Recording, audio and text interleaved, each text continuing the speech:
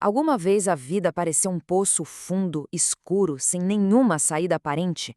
É exatamente esse o sentimento que Davi descreve no Salmo 40. Hoje, a gente vai mergulhar numa jornada que começa lá no fundo do poço, sobe até o mais alto louvor e, no fim, nos ensina a confiar, mesmo quando a luta volta com tudo. O salmo já começa com uma imagem muito forte. Quase dá para sentir. Imagina a cena. Estar atolado num lamaçal, tipo uma areia movediça, onde quanto mais a gente se mexe, mais afunda. É essa imagem que Davi usa para descrever o tamanho do desespero de onde Deus o tirou. E como foi esse resgate? A primeira parte do Salmo detalha exatamente isso. E o interessante é que não foi algo automático, instantâneo. Davi conta que precisou esperar com paciência pelo Senhor até que o socorro finalmente chegasse. Olha só essa sequência de ações. O resgate de Deus não é algo distante, impessoal. Muito pelo contrário, é uma série de atos bem próximos. Primeiro, ele se inclina. Depois, ele ouve o clamor. Aí, ele age para tirar do perigo. E, por fim, ele restaura a estabilidade, colocando os pés sobre a rocha. E o que significa esse poço de perdição, esse atoleiro de lama? São metáforas para uma situação de impotência total. No contexto de Davi, isso podia ser uma doença gravíssima, uma conspiração no palácio ou até uma batalha perdida.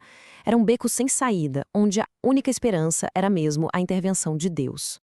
Pois é, quando alguém é salvo de uma situação assim, não dá pra ficar quieto, né? É preciso contar a história. E é exatamente isso que Davi faz. Ele compõe um cântico novo, um louvor que não é para ser guardado, mas para ser cantado bem alto, para que todo mundo ouça e também aprenda a confiar em Deus. Mas a resposta de Davi não para por aí, só na música. Ele vai muito além e revela algo sobre o que Deus realmente quer, que, para a época, era uma ideia bem radical. Naquela época, a principal forma de adoração eram os sacrifícios de animais no templo. Eram rituais importantes, que estavam na lei. Mas Davi diz que Deus está muito mais interessado no que acontece dentro da gente do que nos rituais. Deus prefere um ouvido aberto, um coração pronto para obedecer. E essa ideia não era totalmente nova. Davi com certeza conhecia a história do primeiro rei de Israel, Saul. O profeta Samuel repreendeu o rei não porque faltaram sacrifícios, mas porque ele desobedeceu a uma ordem direta de Deus. A lição era clara. Para Deus, a obediência vem sempre antes do ritual. Então, o compromisso de Davi é viver de acordo com a vontade de Deus, que já tinha sido revelada. Ele fala sobre o rolo do livro, que era a Torá, os 5 primeiros livros da Bíblia. O desejo dele era que essa lei não ficasse só no papel, mas que estivesse escrita no coração. Bom, e agora a gente chega num ponto fundamental desse salmo. Vamos ver como essas palavras de Davi, que pareciam ser um compromisso pessoal, na verdade apontavam para uma realidade muito maior, para alguém que viria séculos depois, o Messias. Primeiro, a gente tem a declaração de Davi. São palavras de entrega completa. É como se ele dissesse: Deus, estou aqui, totalmente à tua disposição. O meu maior prazer é fazer a tua vontade. É uma das expressões de devoção mais lindas de todo o livro de Salmos. E é aqui que a coisa fica ainda mais profunda. Lá no Novo Testamento, o autor de Hebreus afirma que essas foram, na verdade, as palavras de Jesus Cristo quando ele veio ao mundo. O que era um desejo no coração de Davi se tornou a realidade perfeita na vida de Jesus. O que isso significa então? Significa que Jesus é o cumprimento definitivo do Salmo 40. Ele é aquele que obedeceu perfeitamente à vontade do Pai. E por causa dessa obediência, ele se ofereceu como sacrifício perfeito e final pelos nossos pecados, tornando todos aqueles sacrifícios de animais desnecessários. A gente poderia pensar que depois de uma declaração de fé tão forte, de uma revelação profética tão incrível, o resto do salmo seria só celebração, certo? Mas não é bem isso que acontece. A realidade da vida se impõe. A história não termina ali, naquele ponto alto da vitória. Na verdade, ela está prestes a dar uma virada bem sombria e dolorosa. O cenário muda completamente. Davi, que antes estava cantando sobre a rocha firme, agora se sente afundando de novo. Só que dessa vez não são apenas problemas de fora. Ele se sente esmagado pelo peso das próprias falhas, dos seus pecados, a ponto de a visão escurecer e o coração quase parar. E essa honestidade brutal é um lembrete muito importante.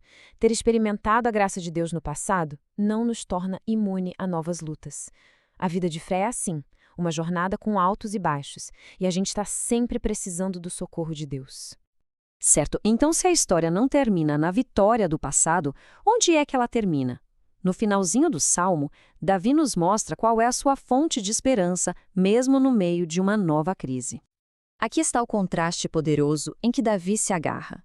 De um lado, a realidade dele. Eu sou pobre e necessitado. Do outro, a verdade de Deus. Porém, o Senhor cuida de mim.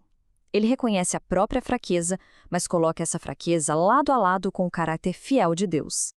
A grande lição do Salmo é essa.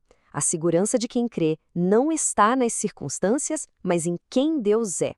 A certeza fundamental não é que não teremos problemas, mas que no meio deles o Senhor está pensando em nós, cuidando de nós. Então vamos recapitular a jornada. Começamos com Davi sendo resgatado do poço do desespero. Ele respondeu com uma vida de obediência, que apontou diretamente para Jesus. Mas as lutas voltaram e Davi precisou de novo se firmar na única esperança que existe, o cuidado constante de Deus. É muito significativo que o Salmo termine assim.